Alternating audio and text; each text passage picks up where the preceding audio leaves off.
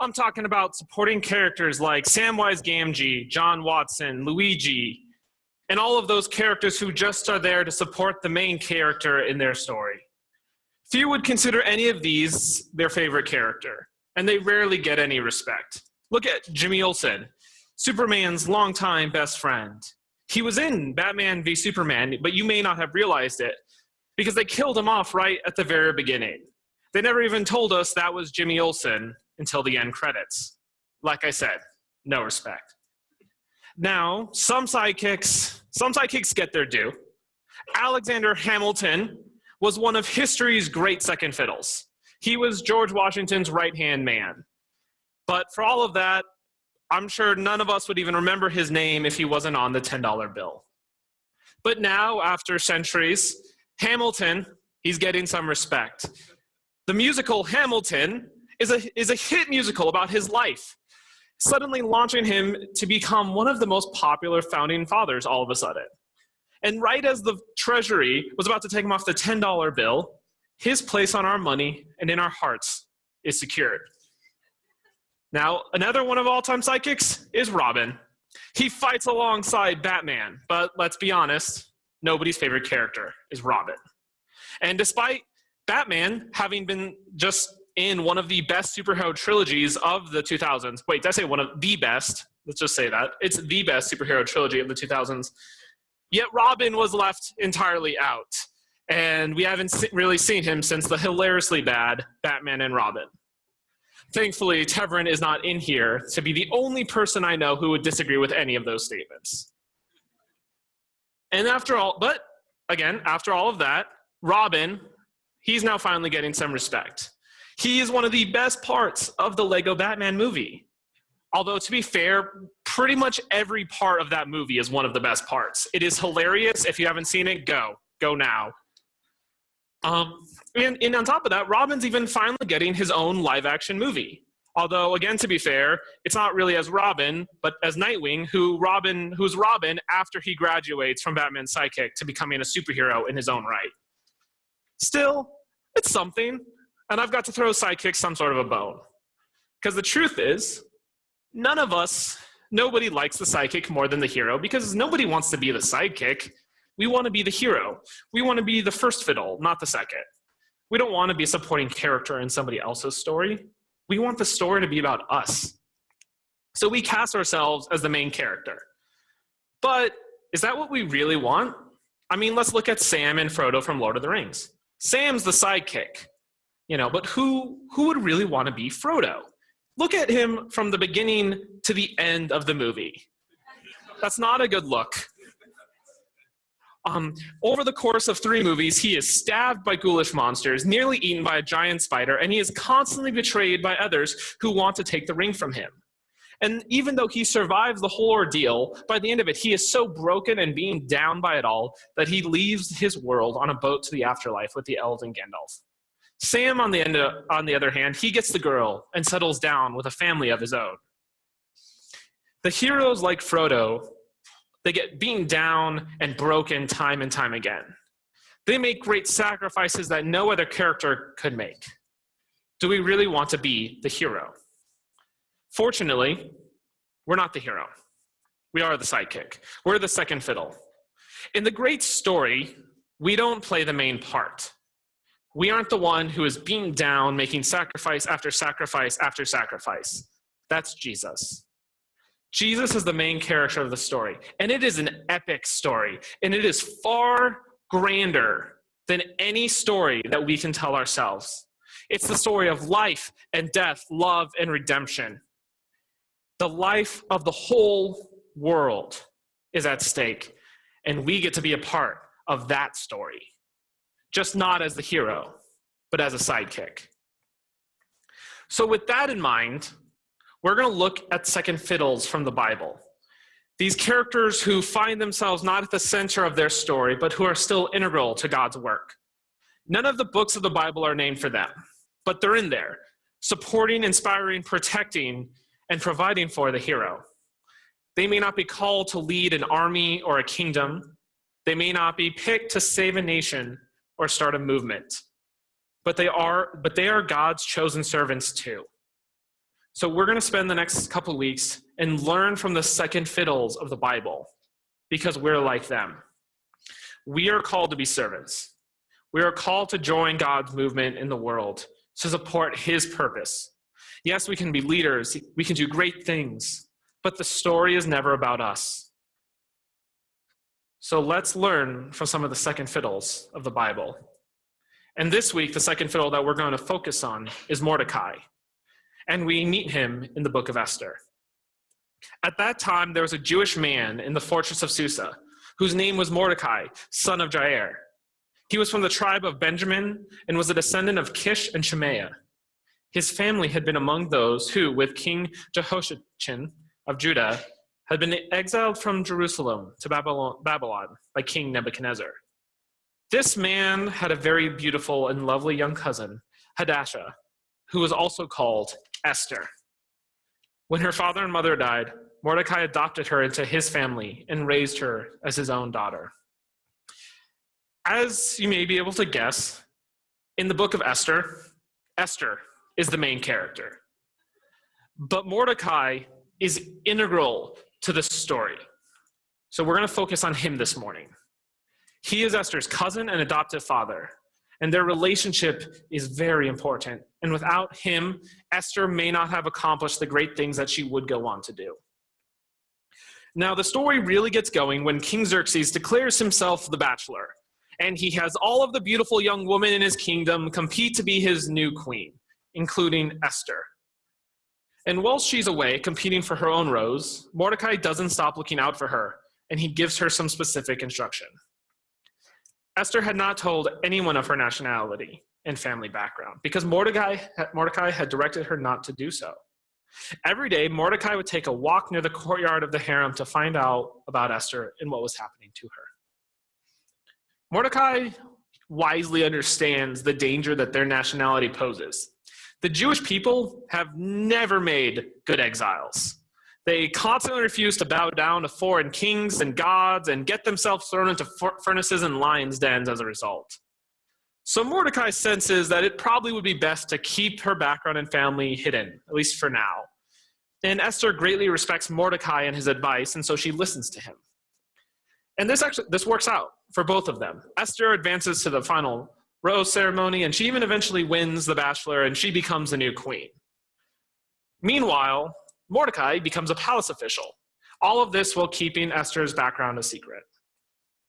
Mordecai shows that he's a wise man, and he gains influence, gaining position in the palace in the ear of the queen, who respects him and who listens to him. As an exile in a foreign country, I imagine he could have used this new influence and power against the king. Perhaps he could lead a coup or an assassination. Maybe then we'd have the book of Mordecai instead of the book of Esther. But instead of that, Mordecai demonstrates great loyalty and integrity. One day, as Mordecai was on duty at the king's gate, two of the king's eunuchs, Bigthana and Teresh, who were guards at the door of the king's private quarters, became angry at King Xerxes and plotted to assassinate him. But Mordecai heard about the plot and gave the information to Queen Esther. She then told the king about it and gave Mordecai credit for the report.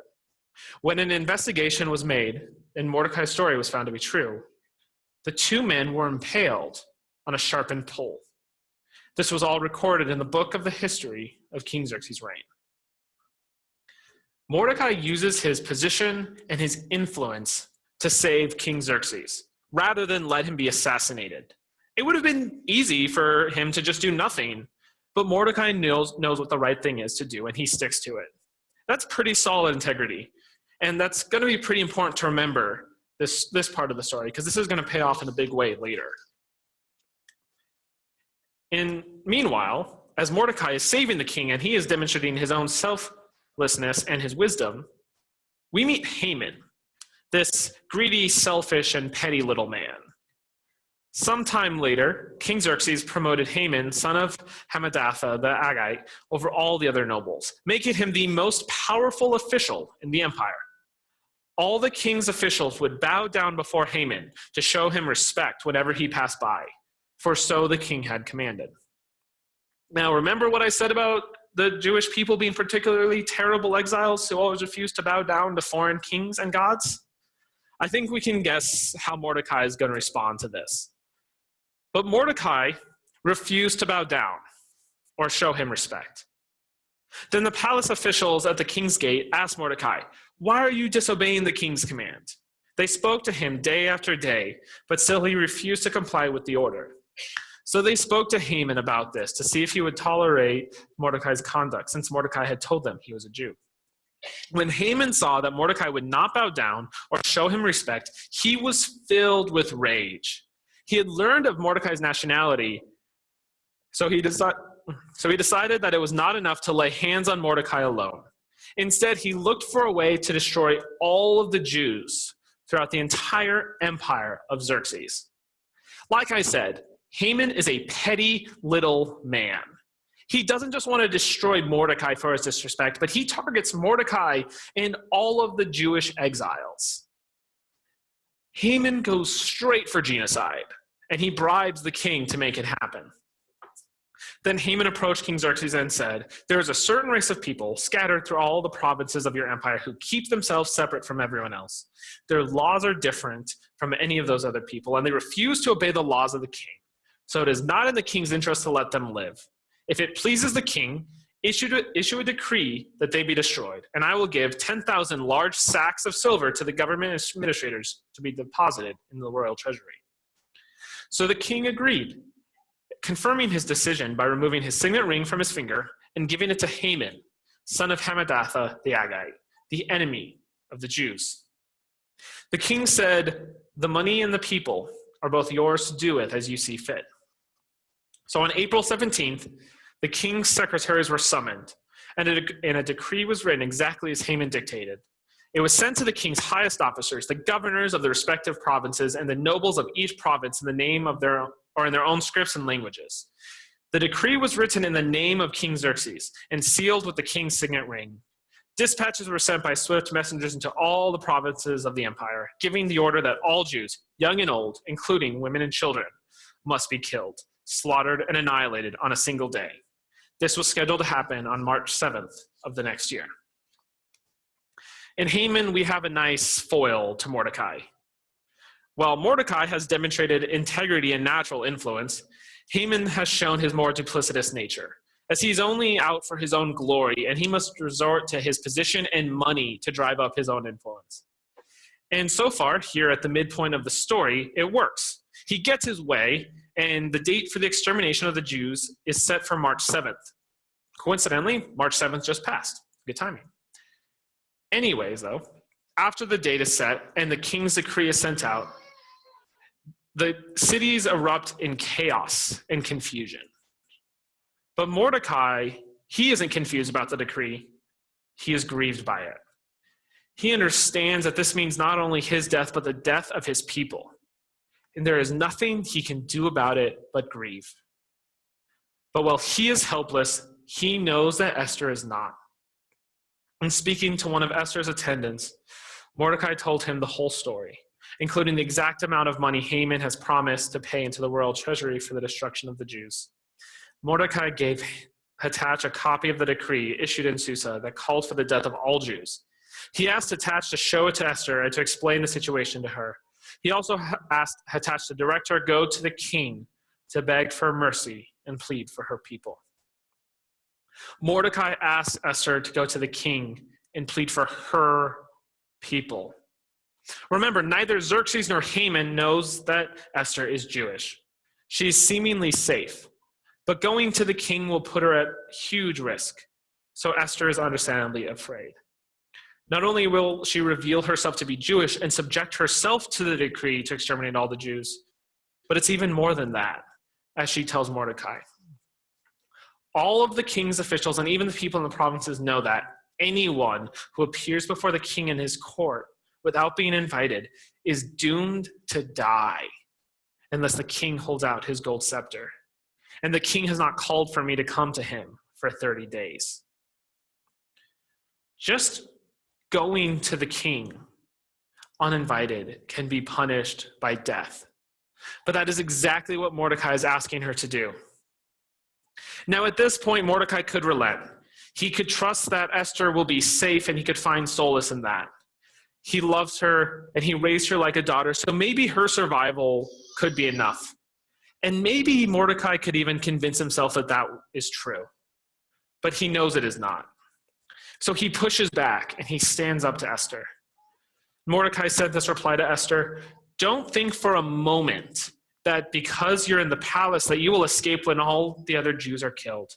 If you keep quiet at a time like this, deliverance and relief for the Jews will arise from some other place. But you and your relatives will die. Who knows if perhaps you were made queen for just such a time as this." This is perhaps one of my favorite passages from the Bible. In it, we not only see Mordecai do the tough thing of standing up to his family, but also have the wisdom to recognize the illusion of Esther's safety and the greatness of God's plan. Mordecai sees the greater story. He sees the story that God is telling, the one where neither he nor Esther are the main characters. He knows that God's story doesn't depend on them because it doesn't revolve around them. He's happy to be second fiddle in this story because he's accepted his place as a second fiddle in the story that really matters. So Mordecai shows Esther her two options. She can play the hero of her own story. She can move on from her tragic backstory as the last survivor of the Jewish people and queen of the Babylonian Empire. But her story will end if she's the hero. She will die, and so will Mordecai. Or Esther can relinquish the story. She can give it up to God, let him be the hero. But even if she's not the hero, she can have a role to play in that story. She has a part to play. So Esther listens to Mordecai, and she acts wisely herself. She prays and she prepares and she commands Mordecai to do the same. "Go and gather together all the Jews of Susa and fast for me. Do not eat or drink for 3 days, night or day. My maids and I will do the same. And then, though it's against the law, I will go to see the king. If I must die, I must die." So Mordecai went away and he did everything as Esther had ordered him. That right there is why that this is the book of Esther instead of Mordecai. Because while Mordecai is important to the story, Esther takes control and delivers one of the coolest lines in the Bible. "If I must die, I must die." That is some radical obedience. She shows her own courage and she goes to the king, who spares her and lets her approach. But knowing that revealing her identity to the king and unveiling Haman's treachery will still be a huge risk itself, first she butters him up. So she invites the king and Haman to banquets on back-to-back nights with the plan to tell the king everything on the second night. So while Esther's plan is in motion, Haman is feeling pretty high. He's leaving the first banquet, but that happiness he has doesn't last. Haman was a happy man as he left the banquet. But when he saw Mordecai sitting at the palace gate, not standing up or trembling nervously before him, Haman became furious. However, he restrained himself and went home. Then Haman gathered together his friends and Zeresh, his wife, and he boasted to them about his great wealth and his many children. He bragged about the honors the king had given him and how he had been promoted over all the other nobles and officials. Then Haman added, "And that's not all. Queen Esther invited only me and the king himself to the banquet she prepared for us. And she invited me to dine with her and the king again tomorrow." Then he added, "But this is all worth nothing, as long as I see Mordecai the Jew just sitting there at the palace gate." So Haman's wife Zeresh and all his friends suggested, "Set up a sharpened pole that stands 75 feet tall. And in the morning, ask the king to impale Mordecai on it. When this is done, you can go on your merry way to the banquet with the king." This pleased Haman, and he ordered the pole set up. So again, we see just how petty and little Haman is. Things are going great for him. He's bragging about all his wealth and his good fortune. His plan to exterminate the Jews is in motion. He has power and influence, and the queen is honoring him by inviting him to all these banquets with her and the king. Yet, because Mordecai is not yet dead or properly afraid of his impending doom, Haman cannot be happy. His happiness is dependent on another person. In this case, a person he hates. Despite the influence he seems to have with the king, we see just how poor his temperament is and how easily he is influenced and swayed by others. All of his actions and emotion are shaped by others, as Mordecai's mere existence incites his anger, and his friends and family only incite further pettiness and evil action with their poor encouragement. So Haman sets up a poll for Mordecai. But for himself, he gets a chance to set himself up for a great reward when the king summons him to the throne room. So Haman came in, and the king said, "What should I do to honor a man who truly pleases me?" Haman thought to himself, "Whom would the king wish to honor more than me?" So he replied, "If the king wishes to honor someone, he should bring out one of the king's own royal robes, as well as a horse that the king himself has ridden, one with a royal emblem on its head. Let the robes and the horse be handed over to one of the king's most noble officials, and let him see that that man whom the king wishes to honor is dressed in the king's robes and led throughout the city on the king's horse. And have the official shout as they go, 'This is what the king does for someone he wishes to honor.'" A poll for Mordecai and praise for Haman. It's all set up. It's all just working out so perfectly for Haman. But thankfully, as we get to the conclusion of the story, Haman is set for some delicious irony. "Excellent," the king said to Haman. "Quick, take the robes and my horse, and do just as you have said for Mordecai the Jew, who sits at the gate of the palace. Leave out nothing you have suggested." So Haman took the robes and he put them on Mordecai. He placed him on the king's own horse and led him throughout the city square, shouting, "This is what the king does for someone he wishes to honor." Afterwards, Mordecai returned to the palace gate, but Haman hurried home, dejected and completely humiliated. The king didn't want to reward Haman. He wanted to reward Mordecai after realizing that he never really properly gave him his due after he saved the king earlier. Haman was pretty presumptuous to assume that the king meant him. Despite, honestly, Haman hasn't done anything noteworthy for Xerxes, apart from just give like a tremendous amount of money to the kingdom. Let's be honest, does Xerxes need more gold? Haman hasn't done anything. But now things are only going to get worse for Haman once he gets to the queen's banquet that night. Because once he arrives and they've all had some to drink, Esther then reveals the truth about her nationality and Haman's plot against her and her people. The king is incensed, and he leaves to take a walk in the garden to decide what he's going to do about it. Meanwhile, Haman throws himself at Esther and he begs her for mercy. He begs for his life. And it is right at this very unfortunate moment that Xerxes returns, and he is not happy. The king exclaimed, "Will he even assault the queen right here in the palace before my very eyes?" And as soon as the king spoke, his attendants covered Haman's face, signaling his doom. So what's the king to do? Well, fortunately, there just so happens to be this 75-foot pole set up, just waiting for somebody to be impaled on it. Then Harbona, one of the king's eunuchs, said, "Haman has set up a sharpened pole that stands 75 feet tall in his own courtyard. He intended to use it to impale Mordecai, the man who saved the king from assassination," just in case you forgot. "Then impale Haman on it," the king ordered. So they impaled Haman on the pole that he had set up for Mordecai, and the king's anger subsided. So after all of this plotting and all of this maneuvering, after setting up a reward for himself and a punishment for Mordecai, and a reversal of fortune, Mordecai receives the reward that Haman planned for himself. And Haman just gets the shaft. Sorry. Not sorry.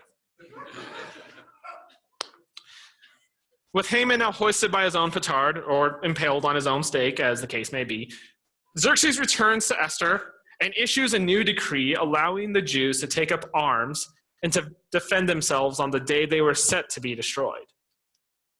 And when March 7th arrives the next year, what was supposed to be the end of the Jews ends up being a great victory as they strike down their enemies who hope to end them according to Haman's plot. This victory is still celebrated by the Jewish festival Purim, which happens to be being celebrated this year today. And it ends tonight at sunset. So if you feel so inspired to celebrate yourself by feasting and giving to the poor. And after all of that, what do we learn from Mordecai as we embrace our parts in God's great story? Well, so let's look at Mordecai's integrity versus Haman's duplicity. This makes for a great difference in either's fate. Mordecai demonstrates great integrity, highlighted by his courage, his tough love, and his natural influence. Haman's duplicity, on the other hand, is marked by his pettiness, his selfishness, and his poor temperament. Mordecai shows a lot of courage in his integrity as he sticks to his values and always stands up for what he believes is right, whether that means standing up to his enemies as he does, or even what that means standing up to his friends and his family. And in this case, Mordecai reminds me of another Second Fiddle, one of my favorites, actually, Neville Longbottom, as we see in this clip.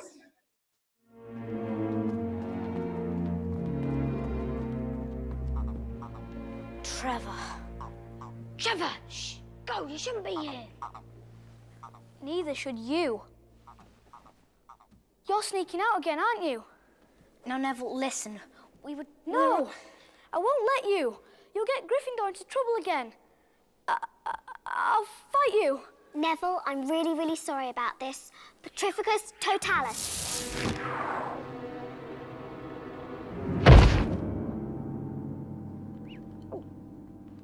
You're a little scary sometimes. You know that. Brilliant, but scary. Let's go. Sorry. It's for your own good, you know. Poor Neville. He was only doing what they themselves told him to do earlier in the story. You know, they told him, start standing up for yourself, Neville. They just didn't imagine that he would stand up to them.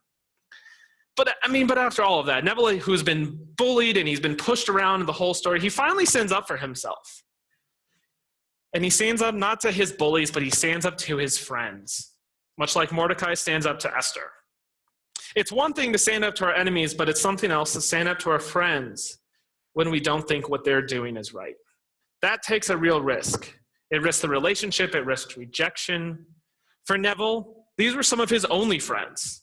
And standing up to them risked losing that. And while it doesn't work out so well for Neville initially, his courage doesn't go unrewarded when Professor Dumbledore stands up at the end of term feast to reward some last-minute house points. And finally, it takes a great deal of bravery to stand up to your enemies, but a great deal more to stand up to your friends. I award 10 points to Neville Longbottom.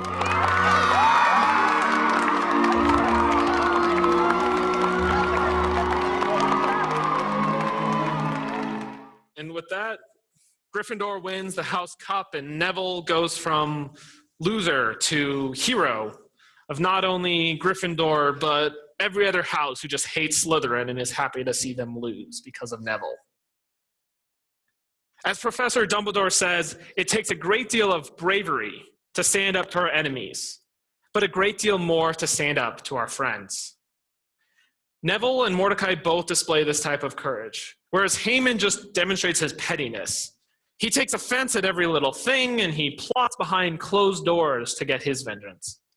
He doesn't even get the credit of standing up to his enemies. But if we are to have integrity like Mordecai, we must have his courage. Now, courage is not a gift or it's a quality that only some of us possess.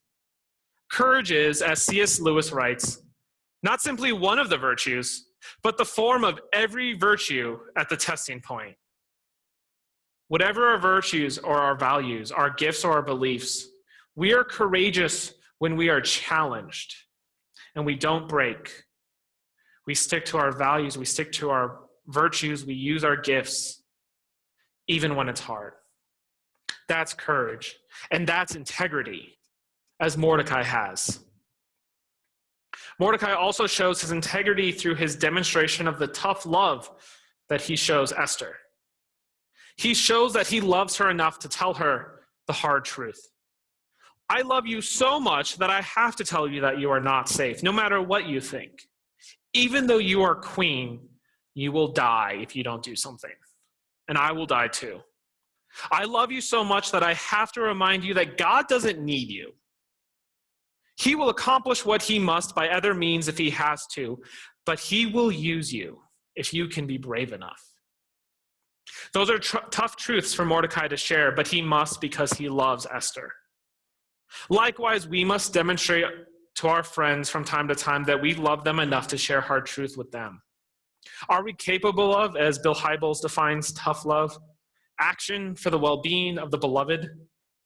Can we say to our friend, I love you so much that I can't stand by silently while you work yourself to death? I love you so much that I have to warn you that you're not going to find what you're looking for in bars. I love you so much that I have to tell you that you are the reason for all the conflict in your relationships and that you are hurting people with your behavior. Haman is selfish, and he doesn't have anybody like this. He is only out for himself and what he wants. And so he surrounds himself with people who literally bow down to him and tell him just how right he is. Esther was very fortunate to have someone who loved her enough to disagree with her and to risk conflict with her. We need to love our friends and our family to take that risk ourselves. Yet we often fail to do anything, and we call that loving instead. We accept false peace over healthy conflict, and we settle for a fake resolution rather than do what it takes to really resolve a conflict or change behavior. If we have integrity like Mordecai, we stand by what is right rather than what is easy, and we show love to one another, even when it's tough. We support one another, each of us supporting characters in God's great story. And finally, Mordecai maximized his influence, not by seeking more influence, but by maintaining his integrity.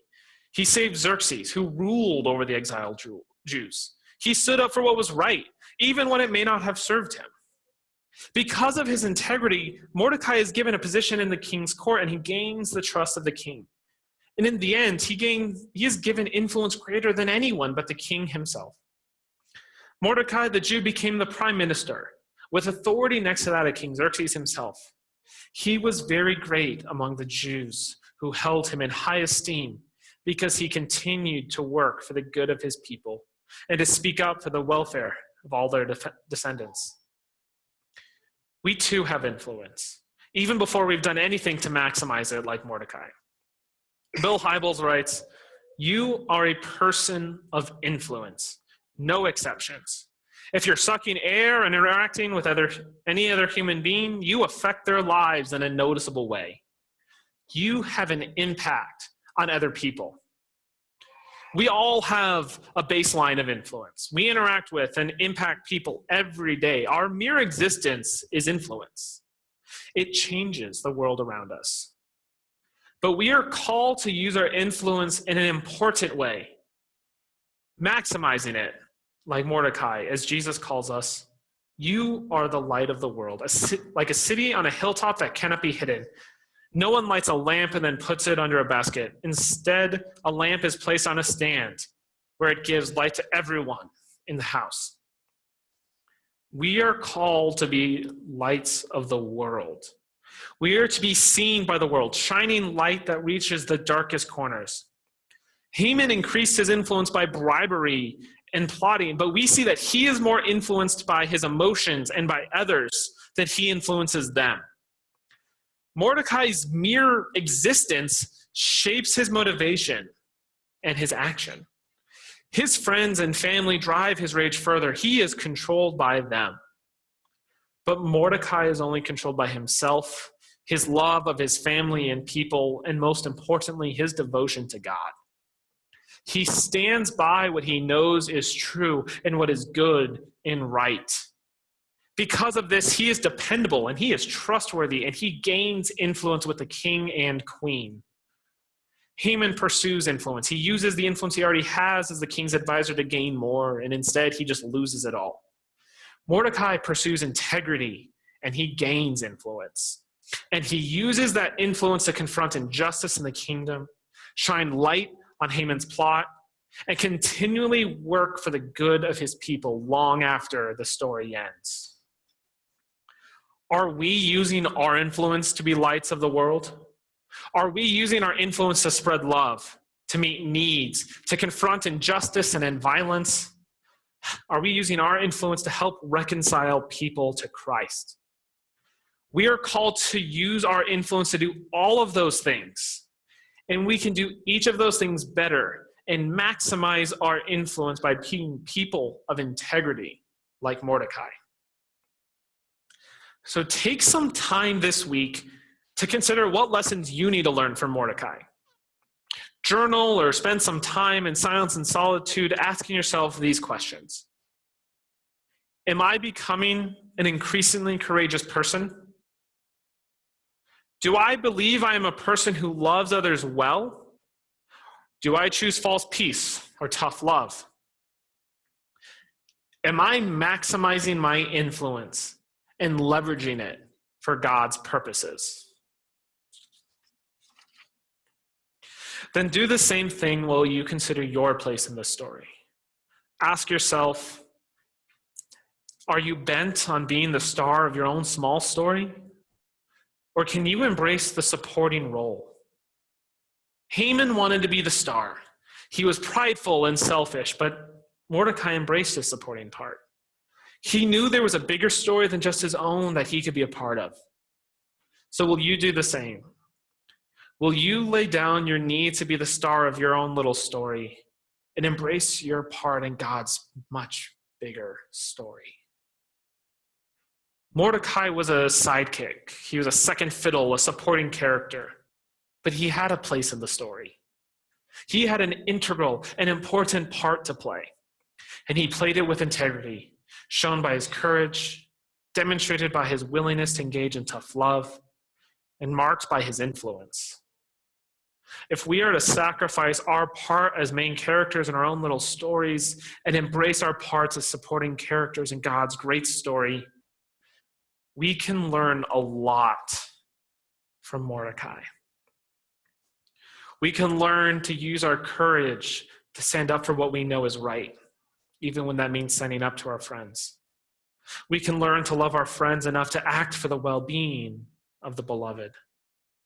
We can learn to maximize our influence through our integrity, to spread love, fight injustice, help reconcile the lost to God, and be lights of the world, like Jesus commanded. And imagine that story, the story we can tell when we join God's story, when we let God do great work through us, when we embrace our role supporting his mission.